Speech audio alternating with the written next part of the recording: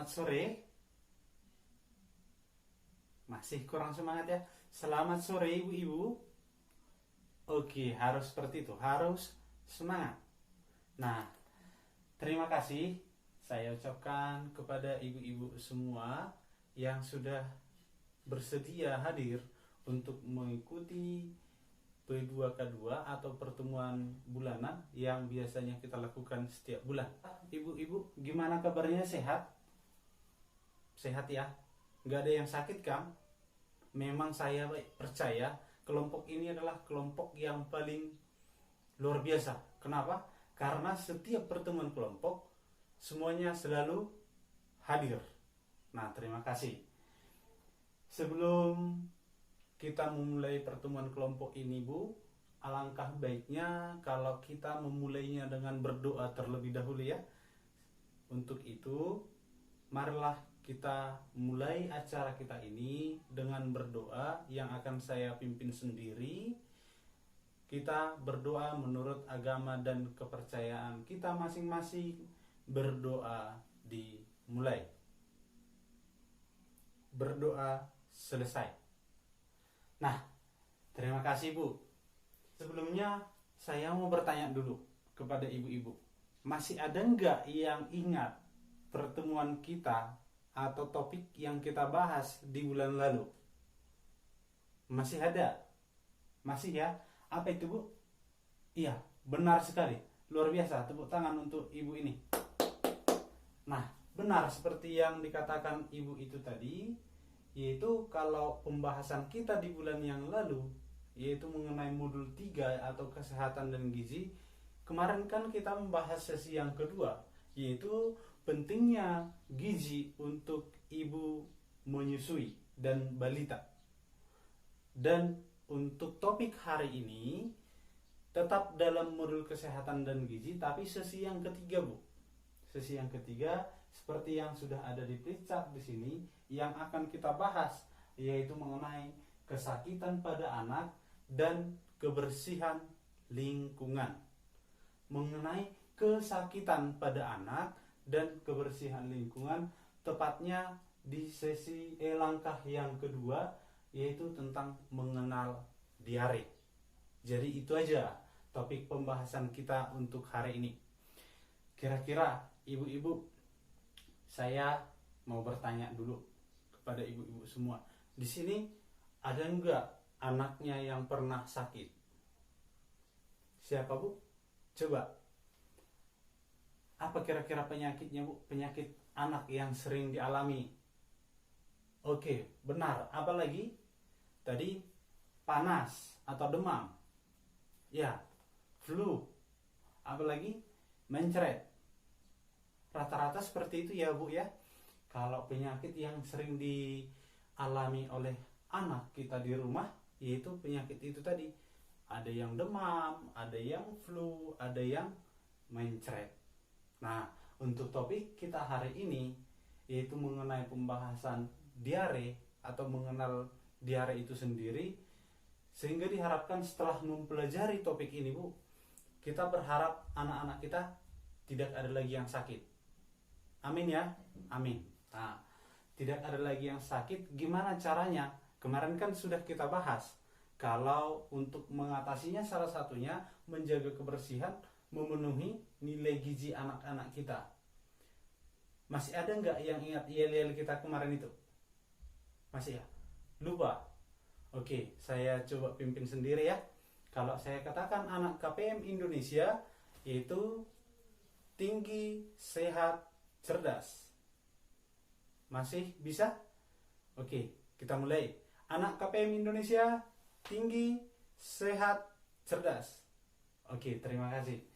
Nah, itu yang kita harapkan. Anak-anak kita ke depannya akan anak-anak yang berpostur badan tinggi, badannya juga sehat, serta otaknya juga cerdas. Nah, kalau tujuan kita belajar hari ini Bu, yaitu tentang mengenal kesakitan itu sendiri. Bagaimana kesakitan itu bisa terjadi, apa penyebabnya, dan bagaimana pencegahan kesakitan itu sendiri. Nah, ibu-ibu, ada yang tahu nggak apa itu yang namanya diare? Gak ada. Ada nggak Bu Ajijah mau nggak memberikan pendapat apa itu diare? Diare yang mencret ya. Oke, benar yang dikatakan Ibu Ajijah. Terima kasih Bu. Nah, tapi seperti yang sudah ada di sini, atau masih ada yang lain yang mau menambahkan apa itu diare? Nggak ada. Oke, kalau diare itu sebenarnya benar mencret, tapi dia atau BAB encer atau berupa air saja, bisa berupa air saja dia yang sering terjadi atau lebih dari 3 kali dalam sehari. Jadi kalau seandainya anak-anak kita di rumah dia BAB-nya mencret ya, atau bisa aja hanya air yang keluar dan dia sering lebih dari 3 kali dalam sehari, itu dia kalau yang namanya diare. Kira-kira diare ini berbahaya enggak ya? Oke, jadi ibu-ibu, kalau dikatakan penyakit diare ini adalah termasuk penyakit yang berbahaya. Kenapa berbahaya? Karena bisa menyebabkan kematian. Alasannya apa? Kalau di sini tadi sering sudah dikatakan dia BAB encer, berarti cairan dalam tubuh kita akan berkurang. Cairan dalam tubuh si anak akan berkurang ketika dia mengalami diare. Sehingga dengan berkurangnya cairan dalam tubuh, maka si anak akan kekurangan cairan, dan itulah yang menyebabkan bahaya. Bisa sampai menyebabkan yang namanya kematian. Jadi jangan anggap sepele ibu-ibu kalau misalnya anak kita mengalami penyakit diare ini. Nah, tadi sudah tahu apa itu diare. Bagaimana ketika diare terjadi pada anak kita? Apa yang kita lakukan? Ada yang pernah mengalami diare dan apa yang dilakukan? Oke, Bu Nur. Apa Bu? Iya, membawa ke dokter. Benar. Terima kasih. Atau membawa ke bidan. Itu juga bisa. Tapi ada nggak yang lain? Oke, Bu Dewi apa Bu? Benar. Kata si Ibu Dewi pengalaman ketika si anaknya diare tadi, dikatakan bahwa membuat pertolongan yang paling cepat. Pertolongan pertama yaitu memberikan Oralit. Kayaknya pintar-pintar semua ya KPM-nya di sini. Pintar ya? Karena sampai saat ini sudah paham sebagian besar. Karena sudah paham, saya mau ajak dulu beri tepuk hebat untuk kita semua. Masih ingat ya? Ingat. Oke, saya akan pimpin tepuk hebat. Hebat, hebat. Hebat, hebat. Hebat. Oke, mantap. Nah, jadi sekedar menambahkan aja, tadi sudah benar yang dikatakan Ibu Nur sama Ibu Dewi tadi. Seandainya anak kita mengalami diare, maka yang kita lakukan adalah memberikan obat Oralit atau cairan setiap anak BAB dan tablet zinc sesuai dosis. Oke, agar cairan dalam tubuh anak tetap ada dan memberikan yang namanya Oralit. Atau kalau seandainya semakin parah, ini yang sudah kita berikan ini tidak mempan atau tidak bereaksi, sebaiknya dibawa ke fasilitas kesehatan seperti yang dikatakan Ibu tadi. Membawa ke bidan juga bisa, membawa ke puskesmas juga bisa, atau ke rumah sakit juga bisa, tergantung penyakitnya. Kalau seandainya agak atau semakin parah, bisa dibawa ke fasilitas kesehatan. Nah, sebelum terjadi, ada kata pepatah mengatakan lebih baik mencegah, atau kata orang pintar, lebih baik mencegah dibandingkan mengobati daripada mengobati. Artinya sebelum terjadi kesakitan, ada baiknya kita melakukan pencegahan terhadap penyakit diare itu sendiri. Ternyata Bu, sama seperti penyakit-penyakit yang lainnya, penyakit ini bisa dicegah dengan cara apa? Apa penyebab diare ini sebenarnya? Nah, kalau penyebab diare itu karena kita mungkin sering atau mengkonsumsi makanan yang kotor. bisa juga meminum air yang kurang matang, bisa juga dari peralatan yang kurang bersih, atau makan tidak teratur juga bisa, kurang gizi juga bisa menyebabkan yang namanya diare itu. Nah, karena itu penyebabnya, maka kita akan mencari tahu apa saja yang bisa kita lakukan untuk mencegah. Tadi dikatakan makan makanan yang kotor atau yang kurang bersih, berarti kita harus memakan makanan atau memastikan makanan yang kita konsumsi itu steril atau bersih. Baru yang kedua, dari peralatan. Peralatan yang kita gunakan untuk makan atau minum itu pun harus kita pastikan dia bersih. Jangan sampai media yang kita gunakan untuk makan atau piring atau gelas atau bahkan sendok itu kotor, harus dibersihkan terlebih dahulu. Dan juga tadi juga dari air yang kurang matang. Nah, untuk mencegahnya berarti kita harus meminum air yang sudah dimasak terlebih dahulu atau yang sudah benar-benar matang. Nah, di sini juga sudah dibuat, cegahlah diare dengan memperhatikan gizi anak.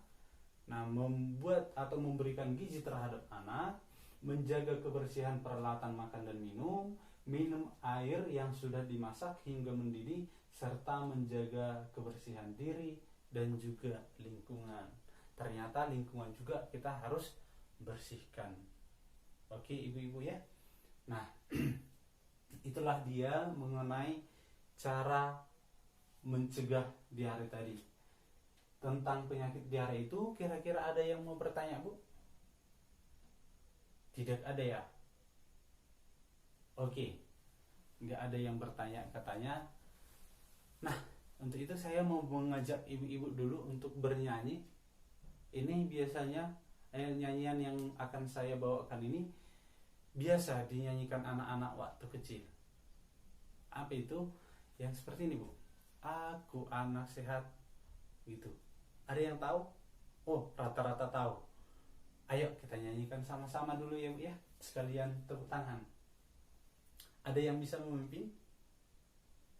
Oh, saya aja. Boleh. Kita bernyanyi ya. Aku anak sehat. 1, 2, 3. Aku anak sehat, tubuhku kuat, karena ibuku rajin dan hebat. Semasa aku bayi selalu diberi ASI, makanan bergizi dan imunisasi. Berat badanku ditimbang selalu, posyandu menunggu setiap waktu. Bila aku diare, ibu selalu waspada, pertolongan oralit selalu siap sedia. Oke, terima kasih. Tepuk tangan untuk kita semua. Tadi di bait terakhir, pertolongan oralit selalu siap sedia bila si anak itu diare. Bahkan sampai di lagu juga sudah disampaikan untuk mencegah yang namanya diare di anak sehat tadi. Dan juga sering membawa untuk menimbang badan atau ke posyandu, memastikan gizi si anak itu seimbang dan sering memberikan vitamin kepada si anak. Kira-kira seperti itu ibu-ibu untuk mencegah sebelum terjadinya yang namanya diare kepada anak-anak kita. Nah, apabila berobat juga ini juga bermanfaat. Siapa tahu kita takut membawa si anak berobat ketika dia sakit. Ibu-ibu kan rata-rata sudah punya yang namanya BPJS atau KIS. Jadi jangan takut atau mungkin takut karena biaya mahal. Gak usah takut, Bu, karena sudah ada yang namanya BPJS. Ibu-ibu sekalian, bawa aja berobat pakai itu. Seandainya ada gejala-gejala penyakit dalam tubuh ibu ataupun si anak, atau tanda-tanda penyakit itu tadi, segera bawa berobat, periksa kesehatan. Nah, jadi kira-kira untuk hari ini, di pertemuan kita hari ini, sampai di situ ibu-ibu. Kalau ada yang mau bertanya, silahkan. Saya kasih waktu sebentar. Gak ada lagi ya. Pembahasan kita untuk bulan depan yaitu mengenai mengenal kecacingan dan pencegahannya, dan juga mengenal penyakit malaria. Ini juga penyakit berbahaya, sama halnya dengan penyakit diare tadi, Bu. Nah, jadi nanti sepulang dari pertemuan ini, sama-sama dengan si bapak dan juga anak-anak untuk menjaga yang namanya kebersihan diri, kebersihan lingkungan, agar terhindar dari penyakit, terutama di sini tadi penyakit diare. Nah, kira-kira sampai di situ aja pertemuan kita hari ini. Mudah-mudahan apa yang sudah saya sampaikan bermanfaat ya Bu Ibu ya, dan bisa mencegah yang namanya penyakit itu tadi. Mudah-mudahan kita tetap dalam keadaan sehat, agar bulan depan juga kita bisa membuat pertemuan yang seperti ini juga. Nah, terima kasih Ibu-Ibu. Untuk mengakhiri pertemuan kita, karena tadi kita sudah mengawali dengan doa, ada baiknya juga kita mengakhiri pertemuan kita dengan doa. Untuk itu saya ajak ibu-ibu untuk berdoa. Saya akan pimpin sendiri, berdoa menurut agama dan kepercayaan kita masing-masing. Berdoa dimulai. Berdoa selesai. Oke, terima kasih ibu-ibu. Terima kasih juga ibu yang sudah memberikan fasilitas tempat tadi untuk kita. Sampai berjumpa di bulan depan.